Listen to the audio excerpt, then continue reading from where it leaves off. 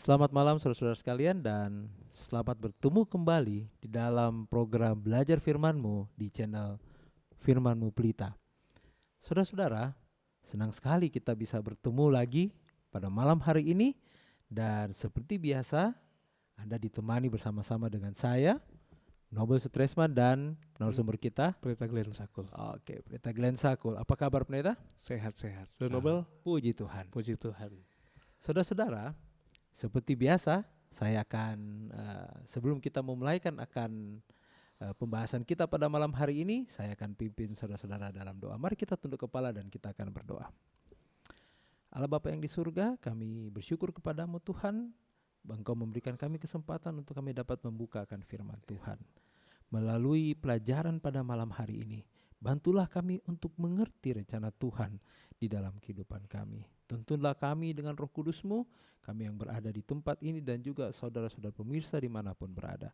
Karena kami berdoa di dalam nama Yesus yang menjadi penebus dan juru selamat kami. Amin. Amin. Nah, Pendeta Glenn, seperti yang sudah kita janjikan bahwa kita ini akan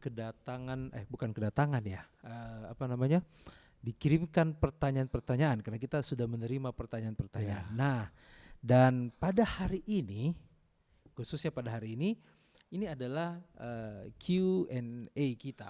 Ya, jadi semua pertanyaan-pertanyaan yang sudah masuk kepada kita ke dalam redaksi kita akan tampilkan pada malam hari ini. Nah, yang pertama kita mulai saja ya. Oke, baik. Yang pertama ada pertanyaan dari nomor 0812 450 sekian. Nah, sehubungan dengan pembahasan di balik persembahan Kain dan Habel. Nah, ini persembahan Kain dan Habel ini kayaknya yang paling pertama ya. Pembahasan awal kita. Oke. Pertanyaannya, menurut pendeta, apakah penurutan itu lebih penting daripada persembahan yang terbaik sekalipun? Bagaimana? Ini menarik karena pertanyaannya mungkin sudah ditampung di redaksi, hanya kita masuk sekarang dalam ruang Q&A. Berdasarkan pertanyaan tadi, ada dua hal, Saudara Nobel. Yang pertama, persembahan adalah ibadah kita kepada Allah. Ini yang kita sudah bahas lalu, persembahan itu adalah ibadah. Dan yang kedua, yang Allah inginkan dari umatnya adalah penurutan. Yang Allah inginkan dari umatnya adalah penurutan. Jika kita menurut kepada Allah, maka kita akan melakukan ibadah dan persembahan yang benar. Tapi pernyataan seperti tadi tentang penurutan itu juga benar. Contoh, Allah menyuruh Raja Saul untuk membinasakan semua ternak. Namun Raja Saul tidak melakukannya dengan alasan ternak yang terbaik akan diberikan sebagai persembahan kepada Allah. Maka Allah berfirman melalui Samuel, persembahan penting, tetapi menurut dan melakukan perintah Allah adalah lebih penting. Mungkin demikian, Saudara Nobel. Jadi mungkin tepatnya ya, walaupun persembahan itu apa yang kita pikir baik, tapi kalau memang Allah sudah suruh yang ini, ya jangan kita rubah-rubah. Karena memang dasar persembahan itu bisa diterima atau tidak kalau itu sesuai kehendak Tuhan ya. Jadi kalau kita lihat dari Habel itu apa yang maunya Tuhan. Nah, sekarang susah kalau kita bilang begitu. Karena menurut ini pada waktu cerita tentang Kain dan Habel, Kain itu punya asap kayaknya tidak lurus ya. Boleh saya bilang Kain itu asapnya tidak lurus, tapi kalau Habel itu asapnya lurus ke atas. Nah, apakah sekarang kelihatan asap yang lurus atau yang bengkok ini? Karena pada saat itu memang benar ada beberapa bacaan yang menuliskan bahwa asap dari persembahan Habel naik ke atas. Makanya sudah bilang lurus. Kalau Kain mungkin kita sekarang tidak bisa melihat tentang doa atau persembahan tersebut. Namun dua hal yang saya sampaikan tadi, persembahan itu adalah ibadah dan yang Allah inginkan dari kita adalah penurutan. Betul. Penurutan adalah penting. Jadi persembahan berdasarkan penurutan. Nah, itu lebih lebih bagus lagi ya. Nah, jadi mungkin untuk saudara pemirsa sudah jelas ya. Sudah jelas akan pertanyaan ini, jadi kami tidak akan berlama-lama Dan kita akan pindah ke pertanyaan yang kedua. Baik, kita akan beralih ke pertanyaan yang kedua dari 081 341 sekian sekian sekian sekian sekian sekian. Dari pembahasan nafsu bajingan. Ya. Nah, pertanyaannya, Tuhan kan, ya artinya gini, kenapa Tuhan berjanji untuk memberi makan daging, lalu terus Tuhan memberikan burung puyuh datang, Ya. tetapi pada akhirnya Tuhan menghukum orang Israel ini, dan lebih baik, ini ya pertanyaannya ini kurang apa nih, tunggu sebentar saya atur. Tetapi akhirnya Tuhan menghukum orang Israel, Ya. kan lebih baik tidak usah diberikan. Oh. Ya kan. Ya. Jadi kalau memang Tuhan akan menghukum orang Israel, ya ini ya, kalau memang Tuhan akan menghukum orang Israel, kenapa harus diberikan sih? Itu burung puyuh. Iya, Ya. tolong dijelaskan.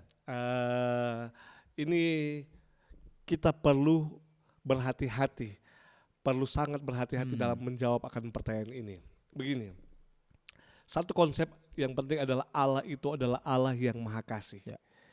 Dalam perjalanan bangsa Israel keluar dari tanah Mesir menuju tanah Kanaan, tidak pernah, bahkan saya bisa sebutkan tidak sedikit pun Allah meninggalkan orang Israel. Amin. Buktinya ada tiang awan pada waktu siang. Untuk apa itu?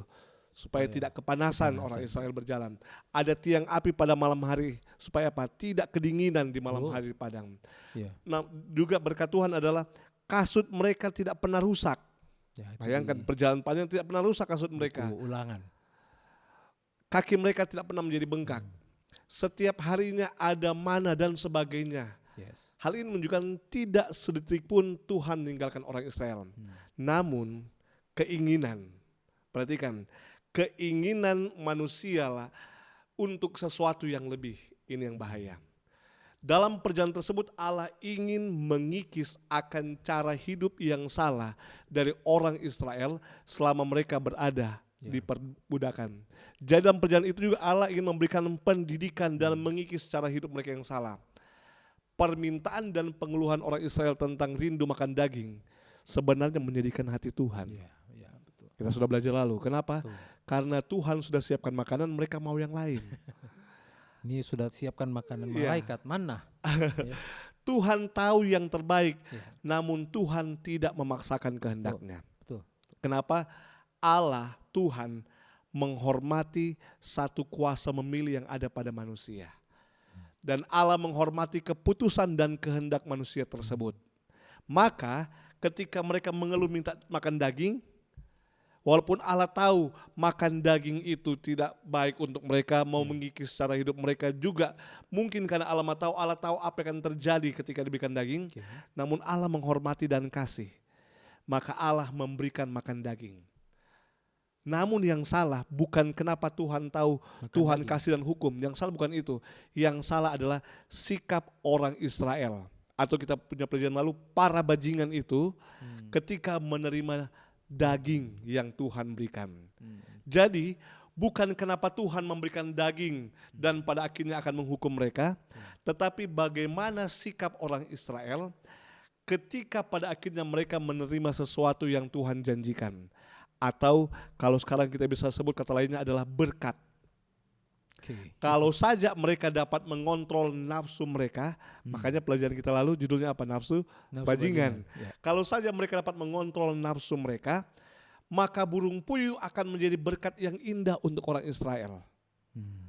Mereka rindu makan daging, Tuhan janjikan mereka makan daging 1 bulan penuh, datang burung puyuh. Kalau saja mereka mengontrol nafsu, maka burung puyuh itu akan menjadi berkat yang indah bagi mereka. Karena Allah tidak memberikan burung puyuh untuk menghukum orang Israel. Bertambah lagi pelajaran aplikasi untuk kita, untuk pemirsa juga yang mengikuti podcast. Bagaimana cara kita bertindak dan menyikapi setiap berkat yang Tuhan berikan dalam kehidupan itu penting.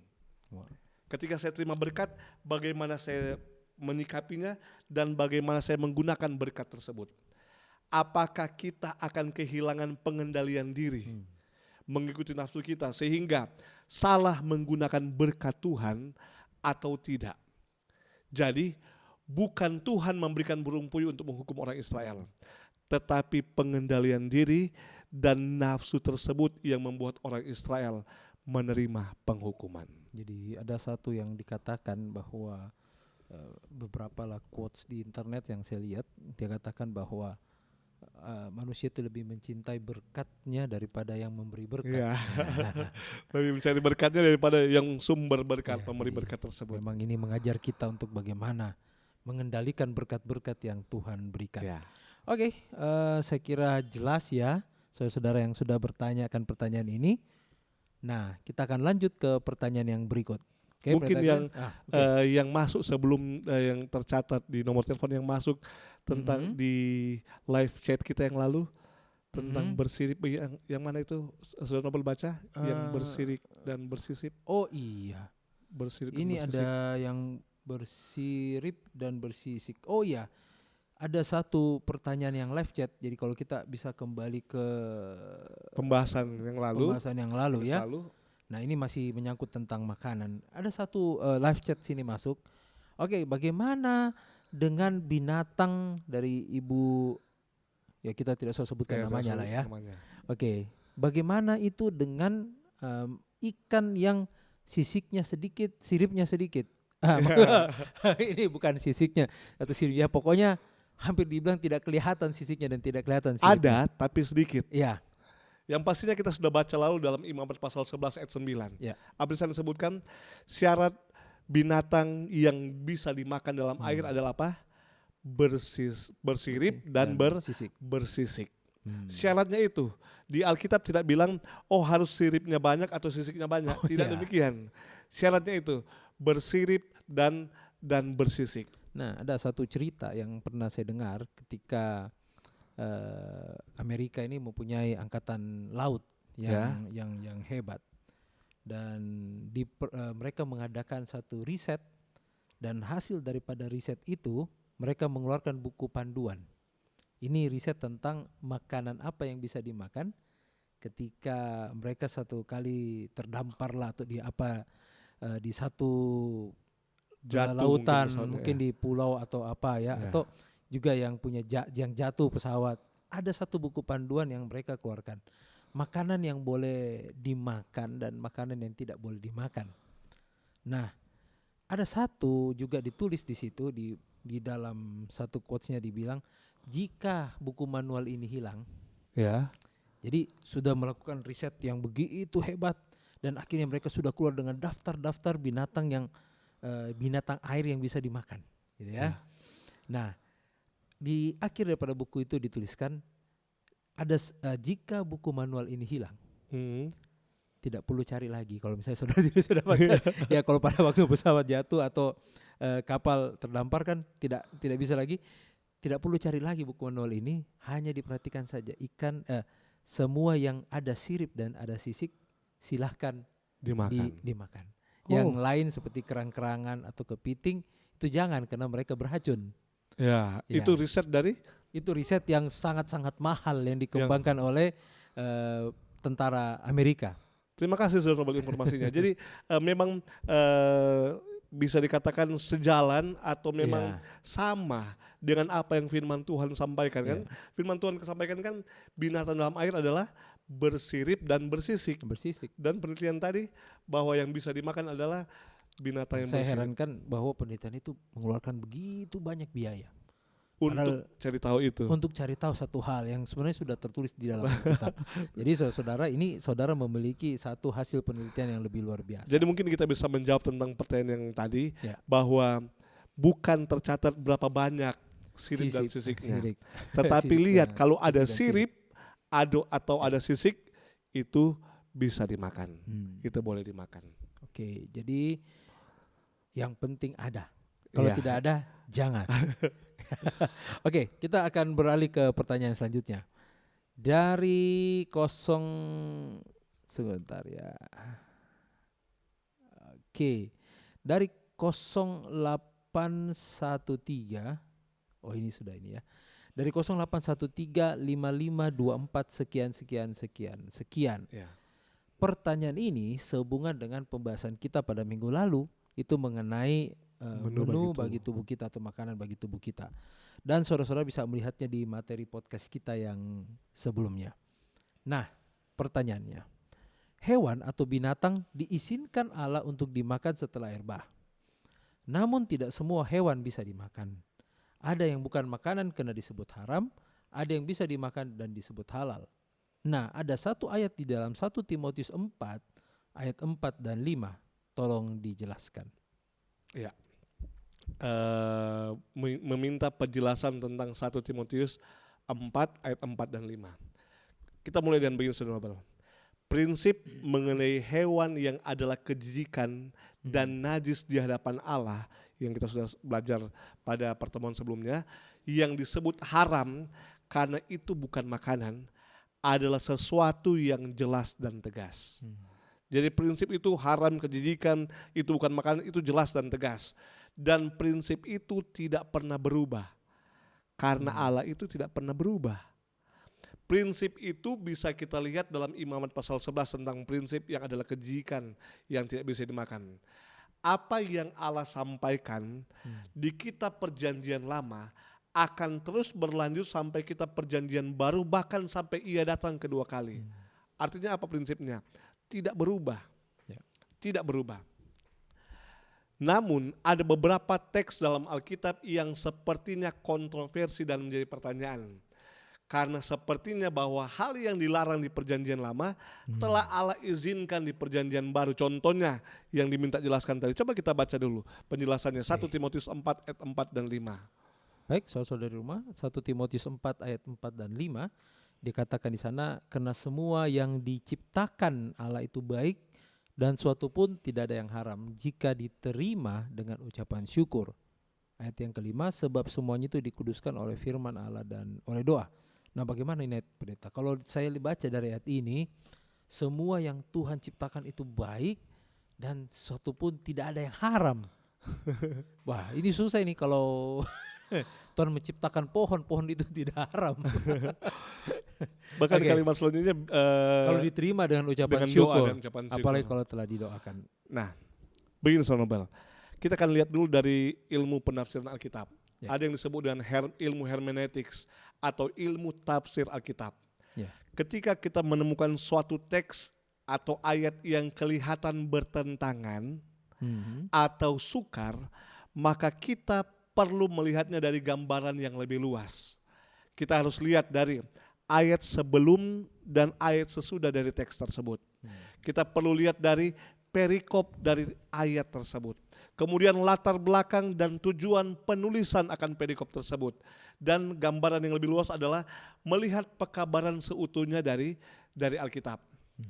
Bagian ini tentang 1 Timotius 4 ayat 4 dan 5 disebutkan semua baik, tidak ada yang haram kalau kita doakan. Sepertinya bertentangan dengan teks yang lain. Yeah. Karena bagian lain yang sudah jelas dan tegas tadi menyebutkan tentang suatu yang adalah kejijikan bagi Allah. Okay. Coba kita lihat konteks perikop tersebut untuk menemukan jawaban ini. Apa judul perikop dari ayat ini? Dia terdapat dalam 1 Timotius 4 ayat 1 sampai 16. Perikopnya apa di sana? Kalau yang di atas ini dituliskan judulnya tugas Timotius dalam menghadapi pengajar sesat. Nah, tugas Timotius dalam menghadapi pengajar sesat. Jadi latar belakangnya adalah munculnya ajaran-ajaran yang sesat, yang menyimpang, yang membingungkan jemaat saat itu. Jadi pada saat itu berkembang satu ajaran sesat yang membingungkan jemaat, yang menyimpang dari ajaran firman Tuhan. Coba kita lihat apa isi ajarannya. Baca ayat 1 sampai ayat 3. Kalau di dalam 1 Timotius 4 ayat 1 sampai 3 di sana dikatakan, tetapi Roh dengan tegas mengatakan bahwa di waktu-waktu kemudian ada orang yang akan murtad lalu mengikuti roh-roh penyesat dan ajaran-ajaran setan. Oleh tipu daya pendusta-pendusta yang hati nuraninya memakai cap mereka. Mereka itu melarang orang kawin, melarang orang makan makanan yang diciptakan Allah, supaya dengan pengucapan syukur dimakan oleh orang yang percaya dan yang telah mengenal kebenaran. Okay. Ya, jadi ajaran sesatnya adalah begini, Saudara Nobel, melarang orang kawin dan melarang orang untuk makan makanan yang diciptakan oleh Allah. Oke. Perhatikan dua ini yang menjadi ajaran mereka, melarang orang kawin dan melarang orang makan. Ajaran ini adalah disebut dengan ajaran gnostik. Yaitu apa?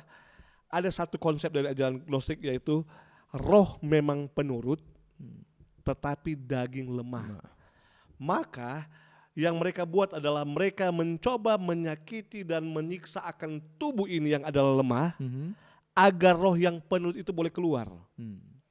Dan ajaran gnostik ini adalah yang digunakan oleh para petapa-petapa untuk mendapatkan kebaikan jiwa. Maka mereka disebutkan mereka melarang orang untuk kawin dan melarang orang untuk makan. Supaya apa katanya? Ini roh tubuh yang lemah ini boleh tersiksa dan roh yang penuh itu boleh keluar.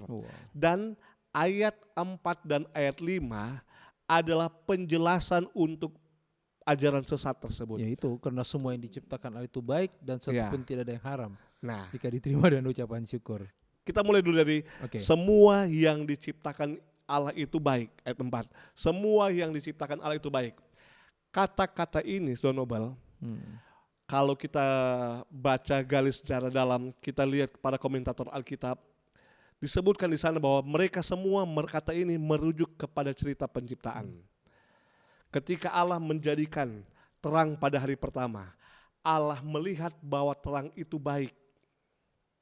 Allah menciptakan cakrawala hari kedua, memisahkan air di atas air di bawah. Allah melihat bahwa apa yang Ia buat itu baik.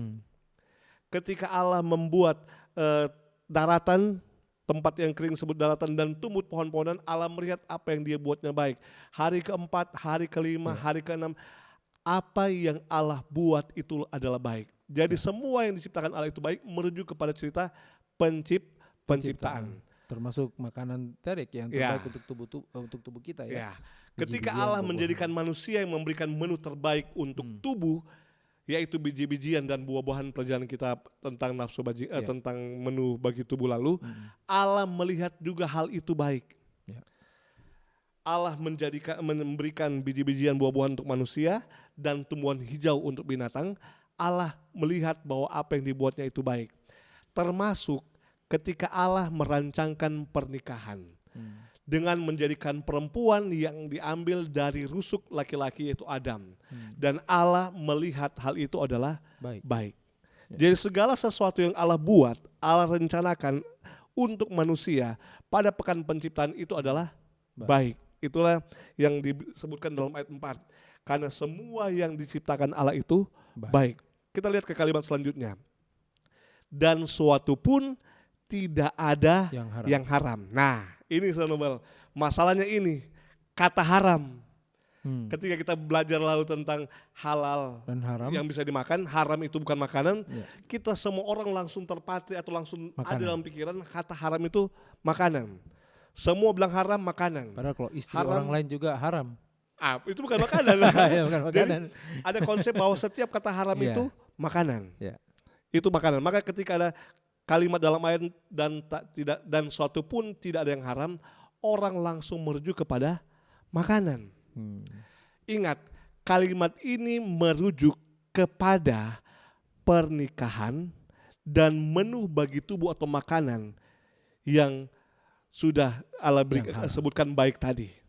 Jadi ini bukan merujuk kepada tentang makanan yang dilarang atau dinajiskan Allah, tapi berhubungan dengan pernikahan yang Allah buat di Eden dan juga makanan yang Allah berikan, menu untuk tubuh yang kita pelajari pada Kamis yang lalu. Coba kita lihat beberapa terjemahan, beberapa terjemahan, perbandingan terjemahan untuk melihat apa sebenarnya arti kata haram. Apakah dia memang berhubungan dengan makanan atau tidak. Pertama, Saudara Nobel baca dalam King James Version. Kalau di dalam King James Version dikatakan di 1 Timotius 4 ayat 4, for every creature of God is good and nothing to be refused. Nah, dia tidak menggunakan suatu pun tidak ada yang haram, tapi nothing to be refused. Tidak ada yang ditolak. Coba lihat terjemahan-terjemahan yang lain yang sudah kalau kita juga dapat dalam Indonesia terjemahan lama, jadi bahasa Indonesia terjemahan lama di sana dikatakan karena sekalian yang dijadikan Allah itu baik dan satu pun tiada patut terbuang. jikalau ia itu diterima dengan syukur. Ada terjemahan yang lain lagi? Sejauh ini kalau saya lihat yang paling berbeda daripada terjemahan ini adalah terjemahan bahasa Indonesia yang Terjemahan baru yang baru. sekarang. Ya, Karena orang berpikir kata haram itu makanan. ya, Padahal kata haram kita sudah belajar yang lalu adalah yang dilarang, bukan tentang makanan. Jadi kita kembali ke konteks, arti dari kata haram tersebut adalah ajaran sesat yang muncul tentang melarang orang kawin dan melarang orang untuk tidak boleh makan, itu harus ditolak. Karena kalimat positifnya yang disebutkan tadi, apa yang Allah ciptakan itu tentang pernikahan dan tentang makanan tidak boleh ditolak. Maka ketika ada ajaran yang dilarang, maka itu harus ditolak. Karena pernikahan adalah baik ya. untuk manusia dan makanan baik untuk tubuh. Coba kita tidak makan Nobel. Satu hari terlambat makan pagi dan siang, paling sudah lemas sekali. Tapi mereka memang sengaja ya, memang menyiksa tubuh mereka ya. Pada konteks ini adalah sengaja. Sengaja agar apa? Mereka menemukan kebakaan jiwa agar tubuh ini mereka siksa supaya roh itu keluar. Inilah ajaran gnostik. Kita boleh searching lebih banyak tentang ajaran gnostik tersebut. Oleh karena telah dikuduskan oleh firman Allah sejak dunia diciptakan, maka apa yang Allah berikan kepada kita itu adalah baik. Betul. Hal ini tidaklah sama sekali berbicara tentang sesuatu yang adalah kejijikan atau hewan yang dilarang untuk menjadi makanan manusia yang kita telah pelajari pada pelajaran sebelumnya. Jadi sekali lagi mungkin mereka salah bahwa dengan menyakiti tubuh mereka dapat ketemu dengan Tuhan. Ya, bertemu posisinya di situ. Ketika mereka menyakiti, mereka bisa roh mereka bisa keluar dan bisa dekat dengan Tuhan. Dengan Allah. Padahal Tuhan sendiri sebenarnya tidak mau kita sakit. Ya, makanya ajaran inilah mereka kembangkan. Tidak boleh kawin, pergi saya ke gunung-gunung untuk bertapa di sana, menyendiri di sana. Tidak boleh makan. Mereka hanya bermeditasi supaya roh ini terfokus kepada kebakaan jiwa. Ini yang bahaya sebenarnya. Makanya Timotius tegas di dalam 1 Timotius 4 ayat 4 dikatakan tugas Timotius dalam menghadapi pengajar-pengajar sesat. Makanya statement-statement ini dikeluarkan oleh Timotius. Makanya begini Sonobel, yang perlu kita luruskan adalah jangan sampai kita juga memiliki salah pengertian dari ayat ini. Dengan mengatakan boleh makan apa saja, tidak ada lagi yang dilarang oleh Tuhan untuk dimakan. Yang penting kita apa? Berdoa dulu. Nah, Sonobel, ini adalah kalimat yang salah. Ini adalah kalimat yang salah. Mengatakan bahwa yang penting berdoa, semua makanan bisa dimakan, semua bisa dimakan. Ini berbahaya sekali Sonobel. Oke, baik. Saya rasa ini adalah pembahasan Q&A kita yang pertama dan tanpa terasa kita sudah hampir setengah jam bersama-sama ya. Nah, jadi Peter Glenn, mari kita mungkin ambil sedikit kesimpulan daripada.